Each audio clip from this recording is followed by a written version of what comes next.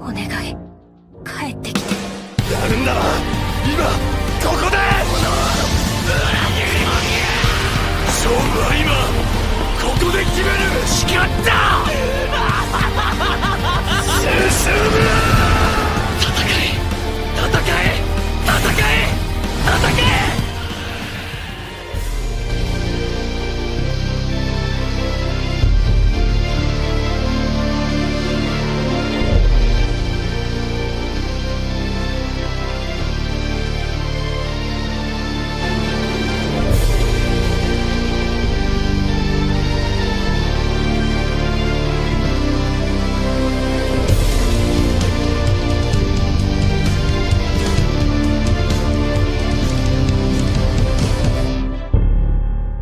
Shingeki no Kyojin, une œuvre qui pousse à la réflexion, qui au-delà des simples dessins ou de la simple écriture, révèle une véritable portée philosophique, transmettant un message de paix. En effet, de par son écriture titanesque transcendant les frontières du manga et de la réalité, le manga nous reflète à la fois l'horreur du chasseur et du chassé. Ce chef-d'œuvre de Hajime Isayama nous plonge dans la terrifiante et fascinante œuvre qu'est Shingeki no Kyojin. Mêlant à la fois féerie et dramaturge, le mangaka autrefois moqué de par son style graphique étonnant nous démontre une fois de plus que c'est pas la forme qui compte mais le fond, une œuvre avec des personnages légendaires. Manga titanesque qu'au succès colossal, Shingeki no Kyojin ne cesse et n'a cessé de nous impressionner au fil de son évolution. C'est par une analogie que le mangaka nous montre son génie, créativité, inventivité et parfois même surpassant toutes les lois de la science. L'attaque des titans s'est inscrite dans ce palmarès des grands mangas au succès marteau. Enfermés pendant des années, encerclés par les murs, les Eldiens, le peuple d'Ymir, dont font partie nos héros, vont chercher à se libérer. Mais à quel prix? Doit-on vraiment tout sacrifier et risquer sa vie pour atteindre son but? En effet, pendant 850 ans, l'humanité s'est retrouvée cloîtrée comme du bétail à l'intérieur d'une muraille, pas près de céder sous le coup d'un pied. Mais un jour, tout bascule. De l'autre côté de ce mur se dresse une menace colossale, prête à faire régner le chaos. C'est l'arrivée d'un monstre appelé Titan Colossal. Véritable arme de destruction, le géant à la peau de fibre détruit la porte d'un coup de pied simpliste de cette grande muraille, qui paraissait si imprenable. L'atmosphère était palpable et c'était l'horreur. Les humains n'étaient pas faits de cuir. Se sont tous fait éradiquer par la venue de plusieurs titans originaires de l'extérieur des murs. C'est la dénommée ville Maria que le titan colossal œuvra pour la destruction des citoyens de l'île. Accompagné d'un titan tout aussi terrifiant, le titan cuirassé, de par son corps solide, détruisit tout sur son passage. Le mur Maria, où se trouvait une famille agréable à l'avenir mortel, une mère d'un petit garçon perd la vie par le terrassement du titan colossal. Impuissant face à cette géante menace, le petit garçon dénommé Eren Yeager promet de tous les venger et protéger ce qui lui reste comme famille. C'est par un simple serment que le jeune garçon, à la détermination titanesque, œuvre pour la paix de tous ceux qui lui sont chers. Dans sa quête de paix que d'extermination des titans, le jeune sera accompagné par ses deux amis d'enfance, Armin alerte à l'intelligence colossale et Mikasa Ackerman à la force bestiale. Les trois amis semblent bien déterminés pour leur œuvre pour la paix.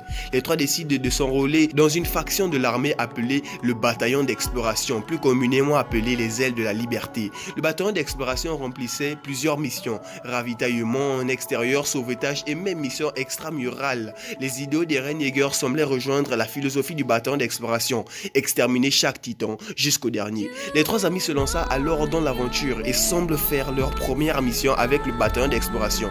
Commandé par le major Erwin, Eren et ses deux amis semblent être pour lui des acteurs majeurs pour les ailes de la liberté. Épaulé par le caporal-chef Levi, véritable puissance bestiale, à la fois invincible et insociale, le major décide de prendre Eren sous son aile. Sa première mission, ou voudrais-je dire mission suicide, se révéla une mission où le génie du mangaka se réveilla. C'est l'étonnement général. Le jeune Eren Yeager possède un titan, ce même titan qu'il voue une haine si profonde, qui a causé la mort de la femme qu'il aimait le plus au monde, sa mère. Il est dans la peau de l'ennemi, mais devrait faire avec. C'est la stupeur auprès de ses troupes du bataillon. Savoir qu'un titan vit parmi nous, cela rend perplexe les autorités et le corps armé. Mais c'est par un discours de Levi et Erwin que Eren sera adjugé non dangereux. Le caporal entraîne Eren afin qu'il devienne une arme pour son peuple, une arme de paix. Mais ce n'est que bien plus tard que l'humanité découvrira Isayama qu'Eren n'est pas le seul titan dissimulé parmi eux. Il y a des infiltrés parmi eux. Une s'est faite capturer lors de la mission suicide à l'intérieur des murs préméditée par le Major Erwin. Il s'agit du titan féminin, mais au contraire du titan d'Eren qui lui est un mâle, elle semble être une femme comme son hôte. Ce n'est que bien plus tard que d'autres se révéleront au nom de leur vraie identité, celle des titans. Il s'agit là en effet du titan colossal et du cuirassé. N'ayant pas réussi à les capturer les deux monstres, le bataillon découvre avec la stupeur un autre titan à l'apparence bestiale qui lui malheureusement fera face au caporal-chef Levi. Malheur à lui, la menace ennemie repoussée, le terrain est libre. Il extermine toute l'île des titans et la paix se réinstalle, tout en sachant que l'autre côté de la mer, il y a des ennemis. Ils s'y rendront de l'autre côté de la mer pour à leur tour mettre feu et à cendre leurs habitats. C'est par cette nouvelle guerre qui n'est plus dorénavant contre les titans mais à présent contre les soldats mares, véritable menace cachée. Ils ont tiré les ficelles depuis le début et l'acteur Eren Yeager décide de tous les tuer et de mettre l'humanité à zéro et de faire régner la paix. En fatalité, l'attaque des titans sonne comme une tragédie, un destin qui est tout tracé dont nos héros réussiront peut-être à se défaire un jour.